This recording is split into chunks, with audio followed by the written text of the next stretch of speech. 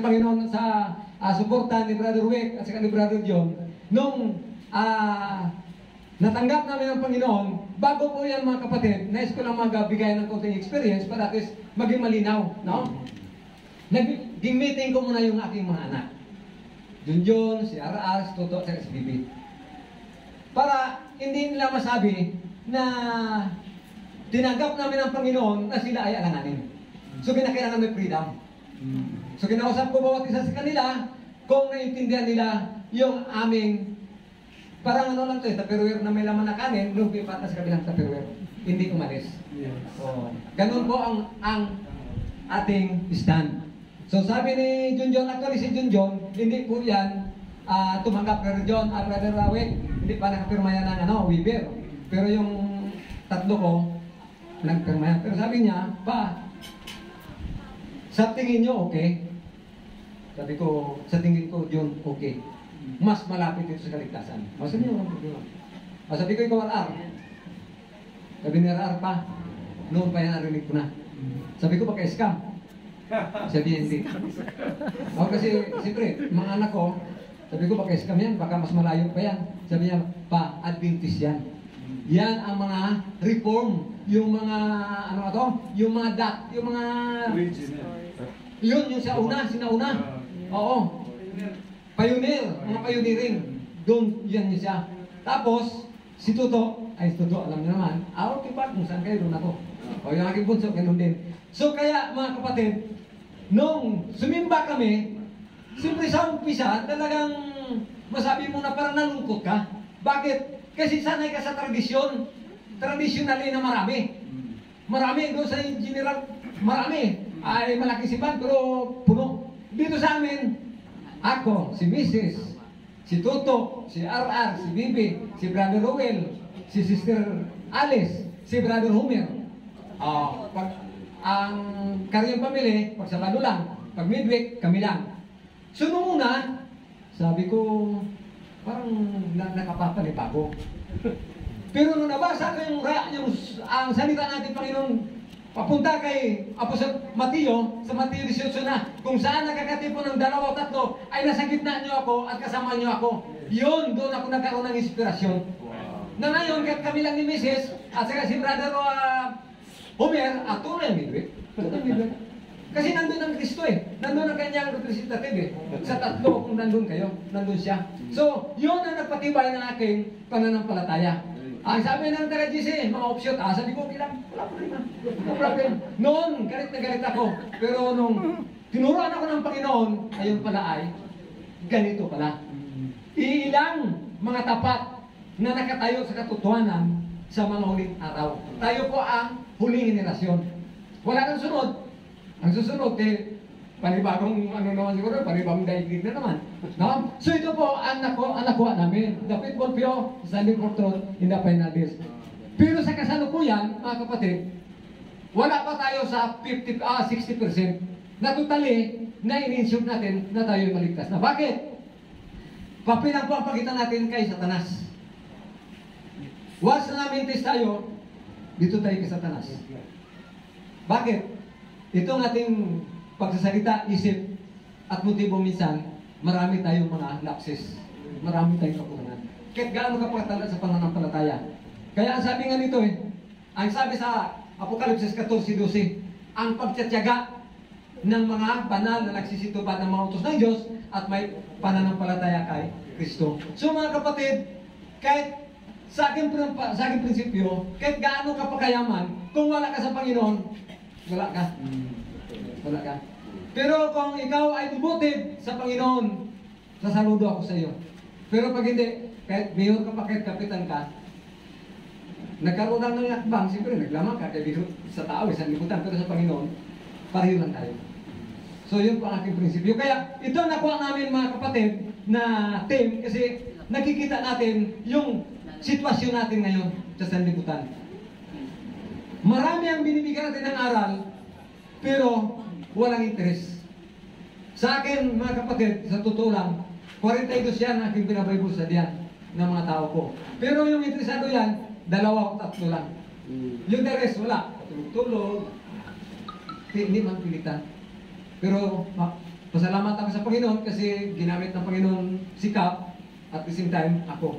Kasi si Cap ang may approve na ituloy ko yung aking Bible study kasi para ma-educate yung mga tao na mapalitan ng kanilang mga maling mga ugali. So, yun din ang pinagpasalamat sa Panginoon at the same time dito sa bayan ng Diyos, International Christian Conference. Bakit? Kung hindi ako na-move ng Panginoon dito, hindi ako nakapreach ng gospel sa kanila. Bakit? Dadaan ka sa butas ng karayong. Ngayon may pray tayo. Pray ako. 45 minutes yan. Pray ang aking Bible study. Totoo po yan mga kapatid.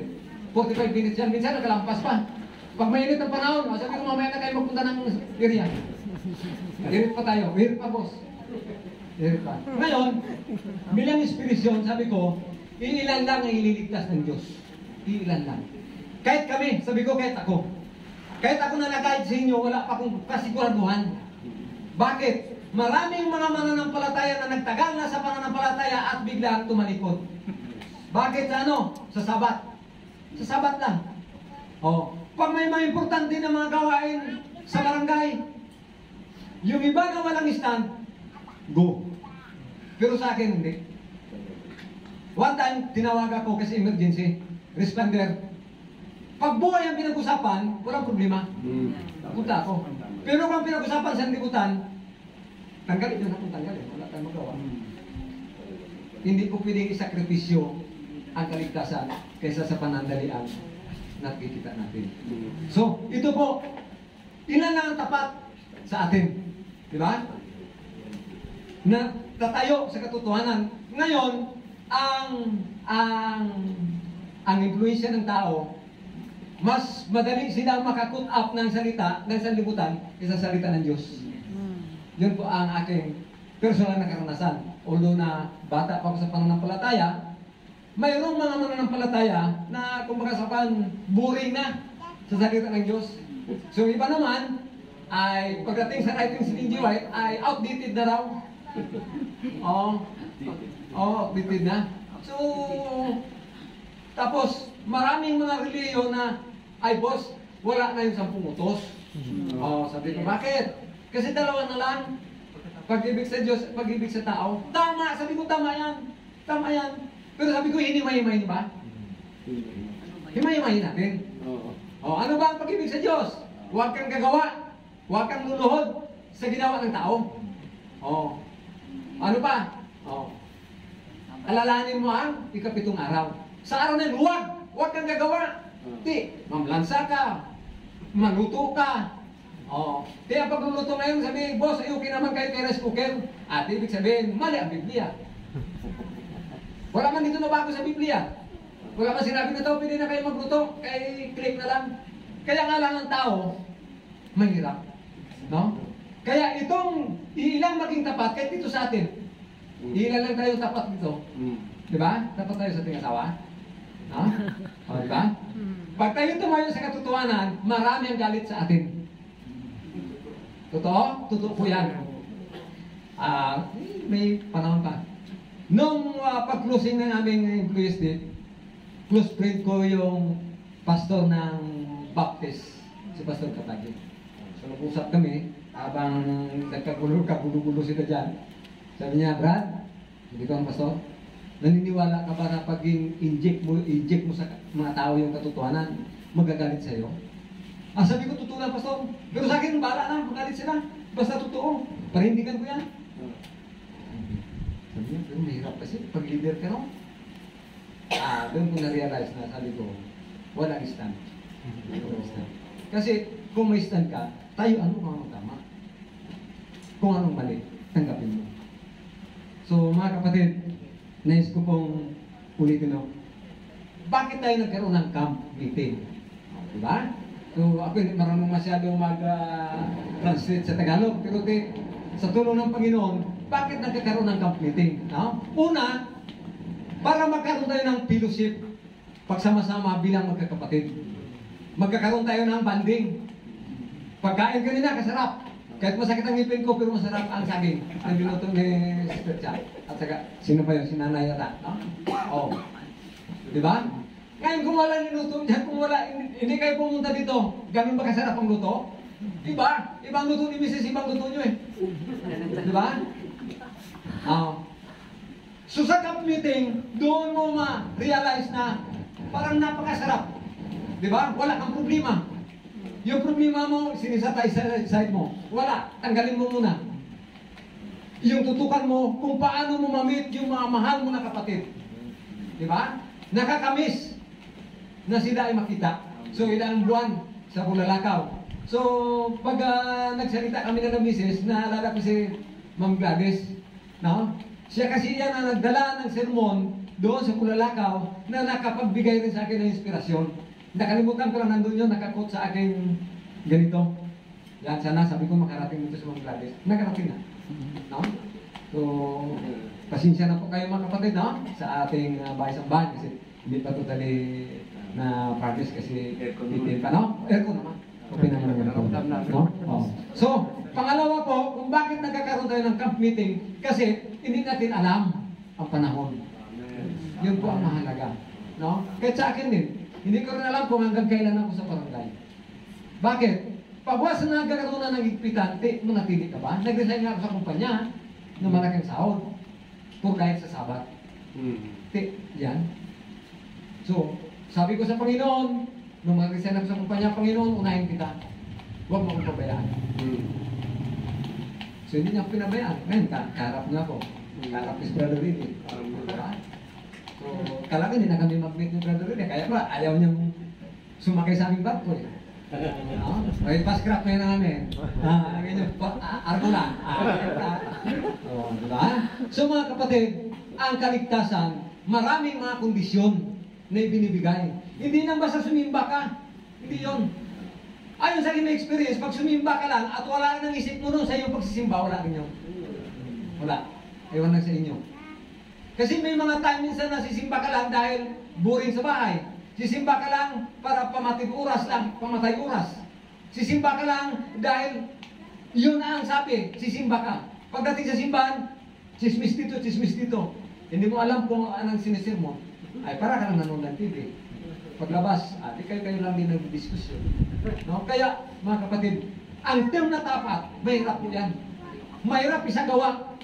Lalo tigit kung nag-aalinlangan ka. Itong tapat. At idikit mo yung katotohanan, marami kang masasagasaan. Marami kang masasagasaan na hindi ini-expect na ganun ang gagawin. So sa akin, sa mga tao ko, o ikaw, makinig ka? Pag hindi sa matutulog, labas ka. Yung gusto ko dito makinig, maupo, huwag matulog. Kahit isa lang o dalawa. Ay boss, kami wala nang rason. Sige, labas. Bakit? Kasi ang dadali mong salita, hindi salita ng tao, salita ng Diyos eh. Ngayon kung wala kang interest, huwag ka na makinig. Dagdag pa ng kasalanan yan. Kaya doon pa lang, malalaman mo na kung tapat ka o hindi. Pag hindi ka tapat, nandun na lahat. No? So, nandun na lahat. Sakim, pagsisinungaling, nandun na. So, ako pasalamat sa aking may bahay kasi hindi siya konsentidor. Oo, totoo yan. Kasi kung konsentidor siya, wala ako sa kanya yung harapan. Kasi ako mapusok. Totoo lang, oo. Ngayon, na-realize ko na hindi pala ako dapat mag-ari-arian sa aking mga anak, sa aking misis at sa ibang tao. Pero yung salita ko minsan, nandiyan pa rin. Kasi yung likas eh. Yun, nung gumising kaya sa libutan, hindi ako sa Diyos eh. Hindi ako maka-Diyos eh. Dito ako sa kabilang parte. Bakit? Magnanakaw ako, mag-iinom, kasingiro, sugarot, sinungaling. So mahirap. Pagdating mo dito kay Kristo, maraming kondisyon na dapat mong malampasan. Sa 50%, dito pa lang ako sa 20%. So may 30% pa ako nabubuuin. Ay ngayon kung titigil ako, ay di mawawala. Pero Roger, zero ba? Wala. No? So yan po mga kapatid, medyo napahaba na. No? Okay lang. Camp meeting. So ito, nagmi-meeting tayo. Hindi meeting na sa libutan, meeting sa langit. Ano ba ang ating gagawin pagkatapos nito? Okay, may na-assign na po dito ng mga speaker. No? May mga na-assign na dito kung anong topic. So ang atin na lang, pakinggan natin at bulay-bulayin. At kung tama, kainin. Kung hindi, ay isuka. Para walang problema. No? Kaya nga lang sa panahon ito mga kapatid, maraming mulat ang mata pero bulag. May tainga pero bingit. Bakit? Mahirap tanggapin yung ating aral. Ano ba pinag-iba ng aral ng Presbyterian Adventist at saka yung Adventist? May pinag-iba ba? Wala. Wala. Sa tingin ko wala. Papilang. Papilang ang pagitan. Kaya nga lang ang tao, sanay. Oy, huwag kang umalis dito. Pag umalis ka dito, kung burahin ang pangalan mo sa agad ng iglesia, buburahin ka rin doon. Matalupuhan. Yan ang tinanim ng mga leader sa utak ng tao. Oh, yan ang totoo. Kaya yung ating meeting nito, dito, piniprinwas na yung tao kung saan siya. Di ba? Inimay-imay natin kung ano ang mga paksa na dapat natin pag-aralan na makapagbigay ng inspirasyon sa tao. Kasi tayo dito ay panandalian lang sa sanglibutan. Hindi tayo panghabang buhay. Hindi. Di ba? So, ilan lang tayo dito? Ilang araw lang? 22, aalis na. So, ano ang darating sa atin? Ano ang magiging bunga natin? Di ba? Kung hindi natin ito i-grab ang opportunity o pribilehiyo. Ang pribilehiyo ito ay ibinigay ng Diyos sa inyo sa kasakin kung conditional. I-accept natin. Pero kung hindi ate, pasok sa atin, tapos sabay tulong. Kasi ayaw mo. Diba? So yun po mga kapatid. Ang camp meeting ay pagsama-sama ng magkakapatid. At lahat ng gusto makinig sa salita ng Diyos. Yun po ang pinaka-buod ng camp meeting. Hindi yung camp meeting. Actually mga kapatid, no? Isa lang naman tayo. So, naranasan ko yung fellowship na darating ka na alas 9, pag alas 12 kainan, pagkatapos kainan, nawawala lang. Oh, masubo. No? Malungkot na pangyayari. No? Ako, nung na-convert ako since 1995, yung prinsipyo ko, kailangan bago magsimula sa batch ko, nandun ako sa loob, para makuha ko kung ano ang pinag-usapan. Pag pumasok ako natapos na sa batch ko, wala ako na magsimba. Bakit? Hindi ko naabutan ang simula. Yun ang aking prinsipyo. Kahit sa barangay pag mag-meeting, ahead of time, nandun ako. Wala pa sikap, nandun ako. Kasi gusto ko na magsimula siya, malaman ko kung ano ang topic para makuha ko at makasagot ako at makadipinsa ako. So dito sa ating pagsamba ganun din. Pero nakakalungkot, kami ni Mrs. na malapit, kami pa nahuli kay Labrador Carrion. Diba? Ano yan? Ha? Tradisyon? O kaugalian? O talagang sinasadya? Sinasadya? Wala pa si Brad Carrion? Wala pa. Wala pa si Gilmer? Wala pa. Ngayon nasanay. Nasanay ka. Ay, lugat mahirap pabuhin. So, ganun din po yan. No? Nung nandun tayo sa kabilang henerasyon, okay lang. Ngayon, magkuha ka ng tuwalya. Sabi si Mrs. Ay, manukay. Maligo? Hindi makunas lang. One time, naubusan kami ng kanin. Ano magsaing ba? Wag na. Hintay na lang pagulog na araw. Huwag magsaing. Bakit? Kasi compromise yun eh. Iko-compromise mo. Dado Roger, ba? Ang sabi ng Panginoon, huwag kang magluto. Di nagutom ka na yun, nalanganin, magsaing ka. Hindi kung compromise mo yung sabat. Pero sa atin yan, sa iba yan wala na. Okay lang, basta mamusog ka, okay lang. Diba? So, ang camp meeting natin ito, napakahalaga ito. Mas mahalaga pa ito sa karnaval, mahalaga pa ito doon sa Siwon. Itong camp meeting na ito. Bakit? Marami tayong matutunan dito kung mapakinig lang tayo. Buksan natin ang ating isip sa ating mga nandito na mga kapatid from DC. So, invite namin kayo 101%. Makinig kayo, magtanong kayo, at kung kami ang tama, nakadepende sa inyo. Pero pag kayong mali, ay hindi nakadepende rin sa inyo. Kasi ngayon, prangkahan tayo. Mayroon pa yung paligoy-ligoy. Kung gusto mo makaligtas, makinig ka. At kung may question ka, magtanong ka. Para maintindihan mo kung ano ang tinutublok mo. No, ito po ang tema, ito po ang layunin kung bakit nagkakaroon ng camp meeting. Kasi may mga kapatid tayo minsan na close-minded. Si pastor na yun, nagsalita, hindi ko man naintindihan yun. Sunod-sunod simba ka lang. Ngayon, pag narinig mo sakit ng salita, hindi ka magsimba. Pero lang, masakit magsalita yan. Ikaw, pang dahilan. Anong dahilan? Hindi mo naintindihan. Oh. So dapat magtanong. Magtanong ka. Hanggat gusto mo, magtanong ka. Kasi ang sasagot Panginoon, ginamit ng si Pastor, o si Ma'am Licia, o ang ating mga kapatid, para i-deliver yung tamang sagot. Yun po ang katotohanan. No? So, katotohanan. Ang katotohanan na binabanggit mga kapatid ay talagang napakahalaga po ito. No? Pag sinabing katotohanan, ito po ay dapat na may dala sa ating pagkatao. Ito ang pagkakilala natin bilang Presbyterian Adventist. Yung magdala ng katotohanan. Saan makita? Dito po sa Apokalipsis 14, 7 hanggang 12. Ito po ang Present Truth o ang Triangles Message na pundasyon. Isa sa mga pundasyon ng International Presbyterian Adventist. Amen. Yun po. No? Kaya nagkaroon tayo ng camp meeting. Tinanong kami ni Ma'am Ricia kung ano ang team. So yan po. Siguro ito po ano pa lang to, pambukan pa lang, no? Ang maglalahad nito ng word for word ay walang iba kundi ang ating mga bisita from Davao, from Dinamunan at from Mindoro. Sila po ito. No? Ang amin ito ay welcome para sa ating pagbukas ng ating camp meeting ngayong gabi. So sana ay tulungan tayo ng Panginoon na sa mga darating pa na mga gabi, araw ay huwag tayong magliban. No? Para natin matunghayan.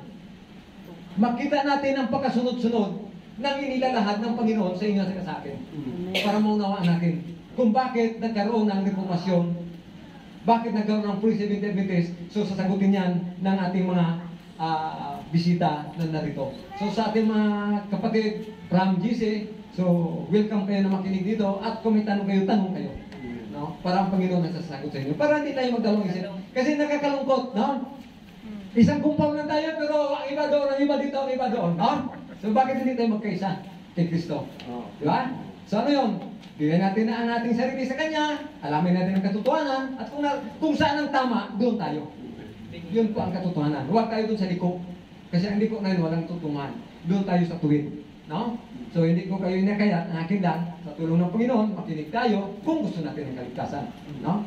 Actually, kahit sa Iglesia, ang need naman nila ay kaligtasan. No? Pero saan ba ang mas malapit?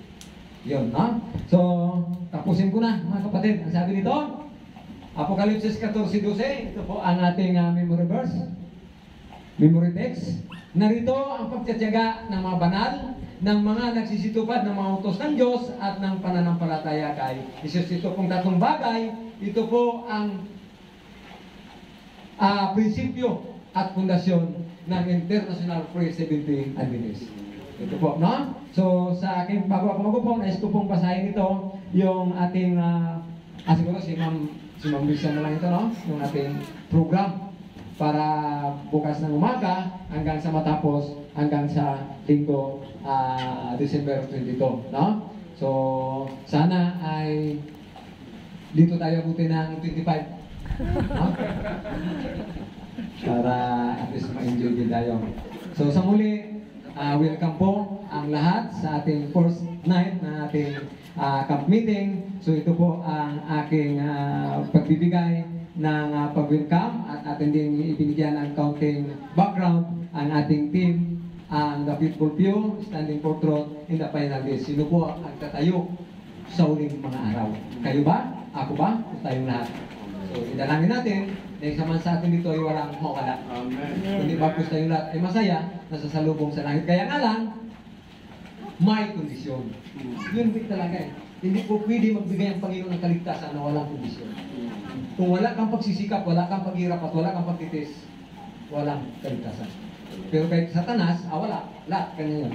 No? So sana tulungan tayo ng Panginoon na ang tatlong bagay nito ay may kintal sa ating puso't isipan upang ito ang magbunga sa ating puso. No? Yung pagtitiyaga ng mga banal, pagtupad ng utos at pananampalataya kay Jesus. Ito po ang ating